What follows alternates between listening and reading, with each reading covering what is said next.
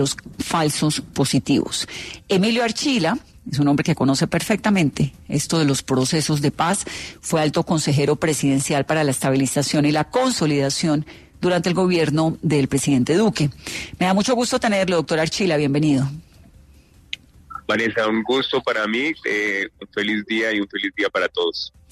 Tenemos muchos temas pendientes, empezando por esa relación entre Estados Unidos y Colombia, la necesidad que impone la administración Trump de volver, digamos, de reducir las hectáreas de coca sembradas en nuestro país, ese rifirrafe que hay tan fuerte entre las dos administraciones. Pero quisiera arrancar por preguntarle sobre esto, sobre esta sentencia de la JEP, que son sanciones restaurativas para 12 exmilitares con penas que van de 5 a 8 años. Con el objetivo de eso, ¿no? De alguna manera restaurarle ese dolor a las víctimas, si es que es posible, porque en medio de semejante tragedia y semejante infamia, esa restauración es muy compleja. ¿Cuál es su opinión sobre esa noticia?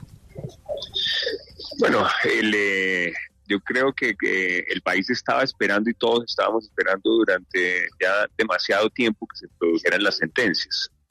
Y ese es un elemento que yo creo que tenemos que seguir levantando para que en el mejor sentido la JEP sienta la presión de que realmente necesitamos que se produzcan resultados. Estos resultados debieron haberse dado hace algunos años para que se cumpliera con el propósito de la justicia. Esa es una justicia, Vanessa, que es transicional, es temporal, es para que diéramos el paso de haber estado en 60 años de guerra con las FARC y de dejar de estar en guerra con ellos. Entonces, el elemento temporal es muy relevante. Creo que el anuncio simultáneo de las dos sentencias que dieron esta semana es positivo porque muestra la paridad que todos estábamos esperando que tuvieran. Lo mismo que muchos, yo extraño que se hayan hecho bastante más explícitas las restricciones que sí van a tener las personas mientras están desarrollando los TOARs. Yo creo que es relevante que se conozca cuáles son las limitaciones que van a tener las personas y los condenados mientras están desarrollando esos trabajos. Y el último punto es, yo desde hace muchos años le he insistido a la JEP que deben mirar los procesos que ya se realizaron en el desarrollo de los acuerdos y que los TOAR estén focalizados ahí. Me explico. En Colombia tenemos las peticiones de reparaciones colectivas. Eso es cuando las víctimas no eran individuales, sino que las atacaron en su condición étnica, en su condición de ser mujeres, en su condición de niños. Existen un número muy grande de expectativas de reparaciones colectivas. También tenemos en los planes de desarrollo con enfoque territorial lo que las comunidades de esos 170 municipios pidieron para el pilar de reconciliación. Y finalmente tenemos quienes fueron desplazados, tienen una serie de solicitudes y peticiones para poder volver a sus zonas. Yo creo que es clave que sean exactamente esos las tareas que pongan a hacer a los condenados. Doctor Emilio Archila, un cordial saludo. Cristina Navarro aquí desde la Jurisdicción Especial para la Paz, donde la sección de reconocimiento avanza en esta lectura de la sentencia. ¿Qué responsabilidad o cómo evalúa usted el cumplimiento del gobierno frente a este acuerdo de paz y que hoy la JEP esté prácticamente con las uñas buscando la plata para estos proyectos restaurativos? Hay en la bolsa 20.000 millones, pero se requiere mucho más para que estas sanciones que está imponiendo la JEP pues puedan ser efectivas para reparación precisamente de las víctimas. Pues, lo mismo que en muchos de los frentes, o en prácticamente todos los frentes, es la consecuencia de haber desarticulado la infraestructura y la institucionalidad tan robusta que nosotros habíamos dejado de construir. Presidente Duque y el tiempo en que nosotros creamos la Consejería de Estabilización y Consolidación. Hicimos y ese era un cargo que tenía, para no hablar bien de mí, que eso era muy feo, pero tenía el nivel de estar en el Consejo de Ministros y que reportaba directamente al presidente. Eso permitía que tuviéramos las coordinaciones de todas las entidades que se necesitan para todos los frentes, incluido este. Antes de irme, nosotros logramos que el Consejo de Seguridad de las Naciones Unidas aceptara que las Naciones Unidas iba a extender cualitativamente su mandato para que nos ayudara a hacer la verificación de las sanciones, y dejamos una propuesta de articulación minuto a minuto de qué tenía que hacer cada una de las entidades del gobierno nacional. Eso es la Agencia de Reincorporación, el Ministerio de Defensa, la agencia, las dos agencias de víctimas, la coordinación con el Ministerio del Interior para lo que iban a hacer los departamentos y los municipios, de manera que a la JEP no le tocara, como están haciendo ahora, inventarse cosas. Hay, como lo mencionaba ahorita, tarrados de proyectos que son reivindicatorias de las víctimas, que están dentro del marco de los mismos acuerdos, y es triste que hayamos llegado a este momento sin esa coordinación, y obviamente la JEP teniendo que funcionar como una pequeña isla sin ninguna capacidad de lograr esa coordinación en ausencia del liderazgo de alguien del gobierno. Eso es, ¿por qué? No hay uno pensaría, digamos, que en un gobierno como el de Petro, que es un gobierno de izquierda, que está además apostándole a unos proyectos de paz total, pues lo primero que tendría que haber es una articulación para todo, para la reducción de las hectáreas de coca, para la ayuda a las víctimas, ¿no? Como que todo debería estar muy articulado. ¿Qué es lo que ha fallado? Uno, digamos, en el gobierno necesita decisiones políticas, corazón, planeación y plata. Obviamente, pues el hecho de, y no por hablar más de Gloria, yo creo que Gloria hace su mejor trabajo, pero pusieron a Gloria, ¿no?, en un puesto de tercero o cuarto nivel a depender de Oti Patiño, y en ese nivel coordinar todo lo que se necesita para la implementación de los acuerdos, pues es simplemente imposible. Nosotros teníamos que las 4 entidades que implementan el acuerdo dependían directamente de la presidencia. Yo era, digamos, para ponerlo en plata blanca, yo era el jefe de las cuatro entidades. Teníamos todas las planeaciones súper detalladas en cada uno de los temas, y con planeación nacional le hacíamos el seguimiento. Entonces, nada de eso sucedió, y hoy en día los recursos están completamente dispersos. En muchas de las agencias se han disminuido con fantasías como las que nos mostraban ayer. Entonces, el gobierno pretende que alguien crea que nosotros no sustituíamos la coca cuando nosotros sustituimos 20.000 hectáreas. Ellos llevan 6.000 en 3 años, nosotros 20.000 hectáreas. Entonces, pues no hay ni la coordinación, ni el corazón, ni la institucionalidad, y no les están dando los recursos. Doctor Archila, viendo esas cifras, digamos, el presidente habla mucho de incautación, pero habla muy poco de las cifras de las hectáreas de coca sembradas en Colombia, que en algún momento estuvimos cerca de 100.000 y ahorita estamos rozando las 300.000 hectáreas. Eso es una absoluta locura. ¿Qué fue lo que ocurrió en los últimos años para que Colombia estuviera con esa cantidad de coca sembrada? La combinación de todas las desgracias. Primero, y muy importante, era claro que después de haber hecho el acuerdo con las FARC, y en esto yo quiero hacer un reconocimiento porque a veces se nos olvida, los acuerdos del presidente Santos lograron que el propósito de que Colombia no haya conflicto armado. En Colombia no hay ya conflictos armados. Nosotros teníamos una guerrilla con ideología política. Esas personas se entregaron, son 16.000 excombatientes, y el proceso de reincorporación de ellos está saliendo adelante gracias a este gobierno, sino a nosotros con éxito. Lo que quedaron ahí fueron ampones. Todos los que hay ahorita son criminales, narcotraficantes, traquetos de la peor calaña. A esa gente, obviamente, hay que combatirla con la fuerza y con la justicia. Uno no puede estar haciendo negociaciones con personas que lo único que quieren es, tienen codicia y ganas de sanguinariamente controlar nuestros territorios. Adicionalmente a eso, se abandonó la erradicación forzosa. No hay grupos de erradicación forzosa. Nosotros, además de eso, habíamos dejado listo un protocolo para cuando se necesitara poder utilizar la aspersión. Teníamos un programa de sustitución voluntaria de cultivos muy exitoso. 100.000 familias, 400.000 colombianos salieron de la coca gracias al impulso que le dimos al programa.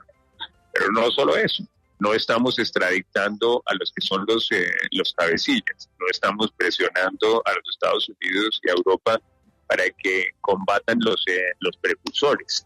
Convertimos a nuestra agencia de inteligencia financiera en un paria, ¿no?, con el cuento de Israel. Entonces ya nadie quiere trabajar con ellos para hacerle el tracking al lavado de activos.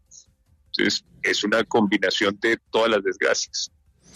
Doctor Archila, pero usted nos dice que fue exitoso la sustitución de cultivos y hemos oído muchas veces que el PENIS con las 90.000 y punta de familias inscritas no pudo despegar completamente porque ha sido tan difícil el tema de sustitución en Colombia y que cambió del gobierno anterior a este en el PENIS. Pues, digamos, obvio que lo que uno querría es, también dejamos lista escrita y lista para ser presentada la ley de pequeños cultivadores. Si hubiera sido un buen acompañamiento. Ahora, el éxito o no, pues uno lo mide dentro de lo proporcional. Lo que querríamos todos es que no existiera coca, Pero haber logrado lo que logramos, nosotros en 3 años y medio sacamos adelante 100.000 familias, son 400.000 colombianos. Para ponerlo en contexto, y esto lo voy a decir coloquialmente, quiere decir que mis programas de asistencia eran más grandes que los del Ministerio de Agricultura. Y de esos, solamente menos del 0.2% volvieron a la coca. Eso lo que muestra es que si uno tiene el programa del PENIS andando en conjunto con los otros elementos que se necesitan, eso puede ser muy exitoso. ¿Cuáles son los otros elementos? Desarrollo económico, que era lo que estaba previsto en los acuerdos, que en los municipios, en las ciudades, en los pequeños ciudades, en los municipios, en los pueblos donde se estuviera haciendo sustitución de coca, debíamos tener una planeación para el desarrollo de las regiones. Hay 52 de esos municipios y la gran mayoría coincidían con los municipios PEDET. Entonces, lo que hicimos nosotros, lo que yo decidí fue, no vamos a hacer una doble planeación, incluimos en los que son PEDET la planeación y ahí están. Quedaban 8 municipios adicionales. Y a esos 8 municipios le hicimos, todos los acuerdos tienen unas siglas raras, pero se llama PISTA, es la planeación de largo plazo para esos municipios. La dejamos hecha y andando. Pero por alguna razón que yo igual no he podido entender, porque si era un gobierno tan de izquierda y tan favorable a los acuerdos, les habíamos dejado, hagan de cuenta, como una pista de carreras, listo todo para que lo tomaran, pero eso se abandonó. Doctor Archila, aquí hay un cruce de informaciones, cruce de señalamientos, de cifras. El presidente Iván Duque acusa al presidente Petro, luego le responde el presidente Petro. De alguna manera, usted que hizo parte del gobierno del presidente Duque, ¿un mea culpa o quién en este momento está fallando más frente a los programas y a los proyectos de sustitución de cultivos? Pues, digamos, nosotros, como le comento, recibimos promesas a 100.000 familias. Eso era lo que había cuando yo llegué. Promesas, no había nada más. Nosotros conseguimos más de 2.5 millones de pesos para apoyar a esas familias. Ninguna de las familias se nos salió del programa. Y cuando nos fuimos ya estaban en la etapa de asistencia técnica para recibir su proyecto de largo plazo. No solamente eso, sino que el proyecto parecía tan bonito que el tercer hombre más rico del mundo, Buffett, no se fascinó con eso, nos dio otros $50 millones y con eso hicimos un programa especial en el Catatumbo. Resultado de eso, voluntariamente, de gente que arranca matas, en nuestro periodo se arrancaron 19.790 hectáreas y las personas que nosotros apoyamos no volvieron a la coca. Entonces, las cifras hablan solas. Claro, pero recuerdo, por ejemplo, que Fernando Londoño en su momento, que era el partido del entonces presidente Duque, decía que había que hacer trizas el acuerdo. Mi pregunta es, con esa ideología, cuando llegó Duque, que además se frenaron un montón de cosas y esos mensajes contra el acuerdo de paz, en vez de seguir como con la implementación de lo que había dejado Santos en los 4 años de gobierno, y ahora con lo que está ocurriendo con el presidente Petro, las objeciones a la JEP, recuerdo que fue la primera entrada grandísima de Duque en su momento. ¿De qué manera todo eso tan cruzado deriva en esto que estamos viendo? La gente yo me impresionaba mucho, doctora Archila, esta semana, a propósito de las sentencias de la JEP contra los miembros del secretariado, pues que eso era lo que el acuerdo decía, como lo que estamos viendo ahorita con los militares, ¿no? Que comenzamos esta conversación diciendo que era de alguna manera equilibrada, digamos, la sentencia de hoy en comparación con la de los exguerrilleros del secretariado de esta semana. Pero de todas esas declaraciones, las objeciones a la paz, hagamos el trizas, el acuerdo, luego el intento suyo de implementación de proyectos, pero el saboteo actual, ¿derivó en todo esto que estamos viendo? Digamos, solo para poner las cosas en contexto, la expresión hagamos triza los acuerdos era de Londoño y Londoño perdió. Digamos, eso no fue lo que ganó, y el presidente Duque lo que hizo fue contratarme a mí y contratarme para que se implementaran los acuerdos. Nosotros, para tener un poco el contexto, renovamos la ley de víctimas por 10 años más, produjimos 2 documentos COMPES para las víctimas, no hubo nunca antes tantas reparaciones individuales y colectivas como en nuestra época. Yo me encargué de que en menos de un mes después de proferida la sentencia del Consejo de Estado y de la Corte, implementamos las curules, protegimos a los candidatos y hoy en día somos el único país o el país que muestra el liderazgo en haber tenido a las víctimas en el Congreso. El programa de reincorporación de excombatientes es un ejemplo en cualquier parte del mundo, y de los 16.000 excombatientes, prácticamente todos han llegado al nivel en que están con las mismas necesidades del resto de los colombianos. En los planes de desarrollo con enfoque territorial que usted menciona, Marisa, para esos municipios no solamente hicimos todas las planeaciones, todos los detalles de lo que había que hacer en los siguientes 20 años, sino que invertimos, esta cifra es espectacular, 16 billones de pesos. Eso es como lo que cuesta el metro de Bogotá, solo que fue en un periodo de solamente 3 años y medio, y para las zonas más necesitadas del país. Lo que se conoce como la reforma rural integral es la implementación de los planes nacionales sectoriales. Son como 16 documentos. Nosotros produjimos los 16 documentos y los dejamos listos y andando. O sea, la mitad de los documentos COMPES que se hicieron durante el periodo del presidente Duque corresponden a la implementación de los acuerdos. El tema, qué pena esta retaíla tan larga, pero el tema de las objeciones, para que usted lo tenga claro, pues o lo recordemos, el Congreso se demoró 2 años produciendo esa ley. La Corte Constitucional se demoró 1 año haciendo el análisis de la ley. Entre los artículos que la Corte Constitucional declaró inconstitucionales y los que condicionó, eran prácticamente el triple de los que el presidente Duque consideró que debían objetarse. El presidente Duque los votó, que quiere decir es que los devolvía al Congreso, perdió en el Congreso y nos demoramos menos de un día en firmar esa ley. Doctor Archila, le quería preguntar, porque el tema de cultivos ilícitos es el tema del momento después de la desertificación de Estados Unidos, y el gobierno ha sacado todo tipo de cifras y demás intentando justificar, digamos, ese revés. Y una de esas cifras la entrega hoy Gloria Miranda, que usted sabe es la encargada de este tema en el gobierno, diciendo: en los últimos 10 años, este es el gobierno que más ha sustituido cultivos de uso ilícito. 25.000 hectáreas están hoy en tránsito a una economía legal. ¿Es eso cierto? ¿Este gobierno es el que más ha sustituido en los últimos 10 años? Yo no sé qué quiere decir en tránsito.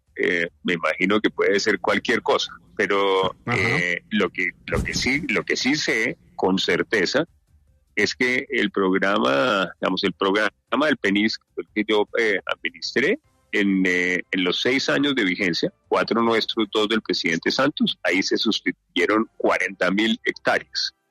40.000 hectáreas para 100.000 familias, y de esas 20.000 fueron erradicadas y sustituidas durante nuestro periodo. Las cifras que dio el ministro de Defensa hace 2 días es que ellos no habían sustituido sino 6.000. Entonces, como le digo, lo que no sé es qué quiere decir en proceso de. En proceso de ser sustituidas tenemos 300.000 hectáreas. Pues, totalmente. ¿Qué es lo que tocaría, no? Que son demasiadas hectáreas de coca. Doctor Archila, me da gusto tenerlo como siempre.